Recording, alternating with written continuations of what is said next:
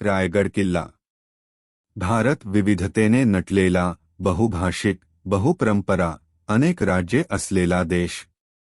त्यातील एकमेव राज्य ज्याला राष्ट्र संबोधले जाते ते म्हणजे महाराष्ट्र. अशा महान राष्ट्राचे एकमेव निर्माते छत्रपती श्री शिवाजी महाराज होय.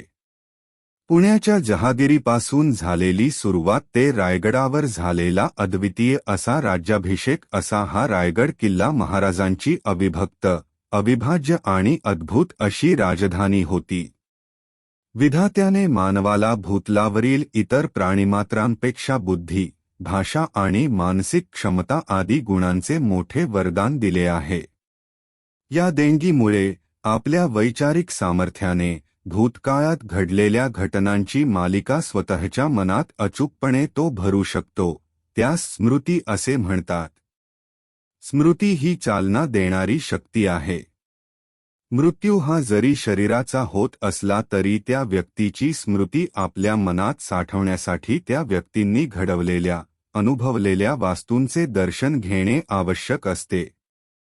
कोकण, घाटमाथा, पठार व मैदाने हे महाराष्ट्राचे मुख्य विभाग असले तरी त्या सर्वांचे अंतर्यामी एकच आहे ते म्हणजे सह्याद्री. महाराष्ट्रातील अनेक राजांनी चोर चिलटांचा उपद्रव होऊ नये या हेतूने सह्याद्रीच्या घाटांच्या वाटा घाट माथ्यावर तसेच तळाशी दुर्गम किल्ले बांधून सुरक्षित केल्या. तिथेच घडले ते रामायण, इथून घेतली गरुडभरारी. या सह्याद्रीच्या काळ्या निर्भीड कड्यांनीच स्वातंत्र्याचे पाठबळ दिले. तब्बल 350 वर्ष या भास्कराचार्यांच्या भूमीवर कोरलेला अंधार संपला. गुलामगिरी संपली. श्री शिवरायांचे सामर्थ्य, पराक्रम, ज्ञान, पावित्र्य सदैव आठवावे. कारण या स्मरणात स्फूर्ती आहे. आणि ज्या महापुरुषाचे स्मरण सत होत असते ते देहरूपाने जरी सभोवती नसली तरी ते चिरंजीव आहे. प्रजादक्ष राजाची राजधानी रायगड किल्ला. दख्खन दौलती रायगडासारखा दुसरा गड नाही असे म्हणतात ते खोटे नाही. रायगड म्हणजे महाराजांचा गड आणि रायगड म्हणजे गडांचा महाराज. रायगड हा बुलंद असून अद्भुत आणि अजिंक्य आहे. रायगड या नावातच एक विलक्षण चैतन्य आहे. पूर्वीचे वैभव ओसरले असले तरी त्याचा सुगंध अजूनही दरवळतो आहे. रायगडावर सर्वत्र हिम्मतांना छत्रपती शिवाजी महाराजांच्या पराक्रमाच्या, बुद्धीच्या, कर्तबगारीच्या, विचारीपणाच्या खुणा ठिकठिकाणी आढळतात. रायगड किल्ला हा शिवरायांच्या राजधानीचा किल्ला, सह्याद्रीच्या मुख्यरांगेपासून काहीसा दूर असलेला, ठासून केलेल्या कड्यांनी बंदिस्त केलेला, उत्तुंग आणि माथ्यावर विस्तृत पठार धारण करणारा असा आहे. 6 जून 1674 या अमृताच्या दिवशी मराठ्यांचा राजा सिंहासनावर बसला आणि तेव्हापासून ही जागा पुण्यशील व विश्ववंदनीय झाली. प्रत्येक मराठी माणूस या किल्ल्याला तीर्थस्थान मानू लागला. साहजिकच रायगडाला जावे अशी तीव्र इच्छा प्रत्येक मराठ्याच्या अंतरंगात ज्योतीप्रमाणे तेवत असते. रायगड किल्ला दुर्गदुर्गेश्वर गडांचा महाराजा. महाराजांचा गड. राजधानी स्वराज्याची, छत्रपती शिवरायांची. एका जाणत्या राजाची, एका श्रीमंत योगीची. डिसेंबर 1655 मध्ये जावळीच्या चंद्रराव यशवंतराव मोरेकडून महाराजांनी जावळी जिंकली. त्यावेळी चंद्रराव मोरे निसटला आणि दौलतराव मोरे मदत मागण्यासाठी विजापूर दरबारी दाखल झाला.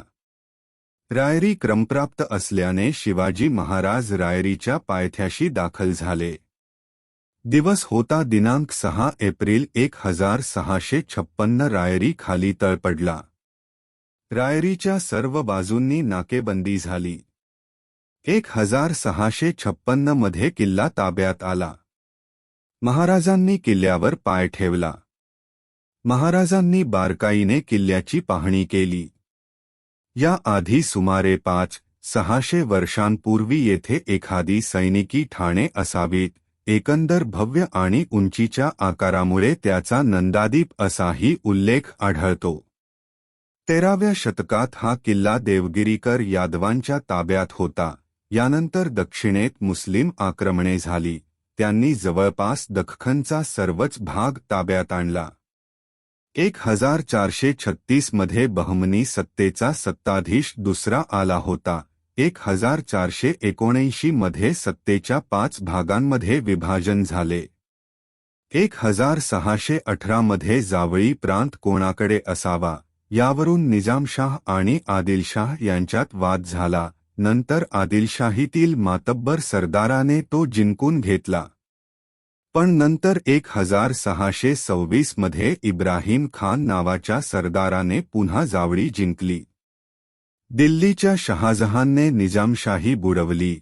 एवढ्या दुरून कोकणावर ताबा ठेवणे कठीण वाटल्याने त्यांनी आदिलशाहीशी तह करून 80 लाख रुपयांमध्ये कोकण आदिलशाहीकडे दिला. त्यावेळी मोरे यांनी कारभार पाहिला. गड रायरीला राजांचा वेढा पडला. रायगड किल्ल्याचे प्राचीन नाव रायरी. गडाची माहिती राजे आजवर ऐकत होते. अनेक वेळा गडाचे दुरून दर्शन होत होते, पण प्रत्यक्ष गड पाहताच राजे चकित झाले होते. तसं पाहिलं तर रायरी हमरस्त्यावरती होता. रत्नागिरी अगर दख्खन कोठेही जायला जागा सोयीस्कर. समुद्राजवळ सत्ता म्हणजे अनेक घाटाची आणि त्यांच्या वाहतुकीची सत्ता होती. राजांची ती दृष्टी स्थापत्य विचारधारेची नव्हती, तर स्वराज्य निर्मात्याची होती. महाराष्ट्राचा मनोदय घडवणाऱ्या शिल्पकाराची होती. पर्जन्यकाळी कड्यावर गवत उगवत नाही आणि धोंडा तासीव येच आहे, यामुळे राजे आनंदित झाले आणि नकळत बोलून गेले, तक्तास जागा हाच गड करावा. राजांनी रायरीचे नाव रायगड किल्ला असे ठेवले. अबाजी महादेव, हिरोजी इंदलकर यासारखे बांधकामाचे तज्ज्ञ, अनेक पाथरवट, अनेक लोहार, सुतार लोक कामाला लागले. महाराष्ट्र हिंदवी स्वराज्याची स्थापना करणारे श्रीमंत छत्रपती शिवाजी महाराज सिंहासनाधीश्वर यांनी रायगड किल्ल्याला महाराष्ट्राची राजधानी केली. पाचाड हे पुरातन गाव आहे. 5 विहिरी अशी या गावाची माहिती देता येते. पाचाड ही मुख्य जागा असून रायगडाची उतारपेठ होती. शिवाजी महाराजांनी 1672 मध्ये आपला राजगडावरील मुक्काम रायगडावर कायमचा हलवला. सोबत आईसाहेब आल्या. शिवछत्रपतींची माता ज्येष्ठ वद्य नवमी शके 1596 म्हणजेच दिनांक 17 जून 1674 रोजी थोड्याच दिवसांच्या आजाराने मृत्यू पावली. रायगड किल्ला उत्तर अक्षांश 1814 व पूर्ण रायगड जिल्ह्यातील महाड तालुक्याच्या पूर्व भागेत आहे. रायगडाची समुद्रसपाटीपासून उंची 2851 फूट आहे. रायगडाला जाताना रस्त्यात पायथ्याच्या गावी राजमाता जिजाऊंची समाधी आहे. मुलं आईकडून सदाचार व प्रेमाचा तर वडिलांकडून कर्तृत्वाचा वसा घेतात, पण जिजाऊ त्याला अपवाद आहेत. शहाजीराजांच्या गैरहजेरीमध्ये त्यांनी या दोन्ही भूमिका पार पाडल्या. या संस्काराच्या जोरावरती छत्रपती शिवरायांनी हजारो वर्षांची गुलामगिरी मोडून काढली. हिंदवी स्वराज्याची स्थापना केली. पुत्राच्या कर्तृत्वावर वेळोवेळी मायेची, प्रोत्साहनाची आणि मार्गदर्शनाची फुंकर घालत त्याला राजसिंहासनावर अधिष्ठित झालेला बघेपर्यंत जिजाऊ लढत राहिल्या. रायगडावर राज्याभिषेक झाल्यानंतर 12 दिवसांनी म्हणजे 17 जून 1674 ला त्यांनी स्वतंत्र हिंदवी स्वराज्यात शेवटचा श्वास घेतला. 12,000 कोट छत्रपती शिवाजी महाराजांनी रायगड किल्ल्याच्या पायथ्याशी असलेल्या पाचाड गावात या कोटची निर्मिती केली. जिजामातांना रायगडावरील हवा मानवत नसल्याने त्यांचं वास्तव्य या पाचड कोटामध्ये होतं. प्रवेशद्वारातून किल्ल्यात प्रवेश केल्यानंतर दोन्ही बाजूंना पहारेकरांसाठी देवडे आहेत. किल्ल्यात अनेक घरांची ज्योती आहेत. त्यात सदरेचे देखील दर्शन होते आणि त्याच्या मागच्या बाजूला असलेल्या जिजामातांच्या वाड्याचे दर्शन होते. सदरेचे आकाराने मोठे आहेत. तसेच कोटात 2 विहिरी असून त्यातील एका विहिरीवर असणारा दगड हा टक्क्याच्या किंवा लोढाच्या आकाराचा आहे, म्हणून त्या विहिरीला टक्क्याची विहीर असे म्हणतात. या विहिरीत उतरण्यासाठी पायऱ्या आहेत. या विहिरीच्या मागच्या बाजूला अजून एक विहीर असून त्यालाही प्रवेशद्वार आणि आत उतरण्यासाठी पायऱ्या आहेत. कोट हा चौकोनी आकाराचा असून त्याला एकूण 16 बुरुज आहेत. कांजीवर जाण्यासाठी तटबंदीत पायऱ्या व शौचकूप देखील आहेत. रोपवेचा मार्ग. रायगडचा पायथा म्हणजे हिरकणी वाडीपासून ते बालेकिल्ल्याचा पहिला दरवाजापर्यंत ही वाट जाते. जवळपास 800 मीटर लांबीचा हा रोपवे 8च मिनिटांमध्ये आपल्याला रायगडावर पोहोचवतो. चित्त दरवाजाचा मार्ग. या वाटेने जवळपास 1500 पायऱ्या चढल्यानंतर आपण गडावर पोहोचतो. नाणे दरवाजाचा तिसरा मार्ग हा थोडासा अपरिचित मानावा लागेल.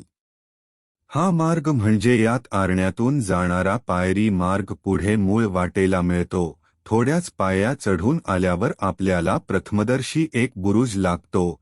त्यालाच खुबलढा बुरुज असे म्हणतात. हा बुरुज म्हणजे रायगडाच्या या वाटेवरचा रखवालदारच जणू. गनिमास रोखून धरणे आणि तेथेच त्याच मारणे हे या बुरुजाचे काम. पुढे रायगडाची वाट 90 अंश मध्ये वळते आणि याच ठिकाणी वाळूसारखे खिंड आहे. रायगडावर येण्यासाठी या वाटेचा देखील वापर सध्या होताना दिसतो. पण ही वाट दमछाक करणारी आहे. या वाटेत पुढे येतो तो रायगडाचा महादरवाजा. महादरवाजातून उजवीकडे टकमक टोकापर्यंत तर डावीकडे हिरकणी टोकापर्यंत तटबंदी बांधलेली आहे. महादरवाजाच्या बाहेरील अंगास वर दोन्ही बाजूंना 2 सुंदर कमळाकृती कोरलेले आहेत. दरवाजावर असणाऱ्या या 2 कमळांचा अर्थ किल्ल्याच्या आत श्री लक्ष्मी, सरस्वती नांदत आहे. श्री लक्ष्मी आणि सरस्वती म्हणजेच विद्या व लक्ष्मी होय. महादरवाजाला 2 भव्य बुरुज असून एक 75 फूट तर दुसरा 65 फूट उंचीचा आहे. तटबंदीत जी काही भोके असतात त्याला जांग्या म्हणतात. शत्रूवर मारा करण्यासाठी ही भोके ठेवलेली असतात. बहुजन मधील दरवाजा हा वायव्य दिशेस तोंड करून उभा आहे. दरवाजा अस्सल सागवानी लाकडातून बनवण्यात आलेला आहे. ती आपल्याला भारतीयासाठी महादरवाजातून टकमकीकडे जी भक्कम तटबंदी केली आहे ती आपल्याला फिरंगी टोपीकरांच्या तोफेचे आणि इतरदेशीय तोफा दाखवत चिलखती बुरुजाकडे घेऊन जाते. तिथूनच वर निसनीची गुहा दिसते. गुहा म्हणजे 100-125 लोकांना पावसापासून मिळणारा आसरा. तिथे आतापर्यंत एक धनगर कुटुंब राहत होते. शिवतीर्थावर एक अज्ञात आणि अनभिज्ञ स्थळ म्हणून निसनीची गुहा ओळखली जाते. आजही 1000पैकी 5-6 जणच या ठिकाणी जातात. इथून पुढे चक्क कातळात कोरलेल्या 21 पायऱ्या आहेत. हीच वाट म्हणजे जगदीश्वराकडे जायचा तो एक सर्वसामान्य रयतेचा मार्ग होता. याच मार्गावरून कवी भूषण जगदीश्वराच्या प्रसादाकडे गेले होते. राजमाता जिजाऊ पाचाड कोटात राहायला गेल्या तेव्हा छत्रपती शिवाजी महाराज रोज सकाळी राजमातांचे दर्शन या ठिकाणी येऊन घेत असत. मुळात शिवकाळात गुन्हेगारांचा कडेलोट करण्यासाठी हे टकमक टोक तयार करण्यात आले होते. पण महाराजांनी कधीच कुणाला इथे शिक्षा दिली नाही. टकमक टोकापासून हिरकणी बुरुजापर्यंत चंद्रकोरीच्या आकाराची भक्कम तटबंदी आहे. या तटबंदीच्या मध्यावर महाद्वार आहे. रायगडावर हल्ला करण्यासाठी केवळ हीच एक बाजू म्हणून तिचा पुरता बंदोबस्त राजांनी केलेला होता. या तटबंदीचे बांधकाम घडीव दगडात इतके सुबक केले होते की 350 वर्षे होऊन गेले तरीही अद्याप एकही दगड निघालेला नाही. टकमक टोकाच्या वाटेत दारू कोठारांची अवशेष दिसतात. पुढच्या वाटेमध्ये अनेक वस्तूंचे अवशेष दिसतात.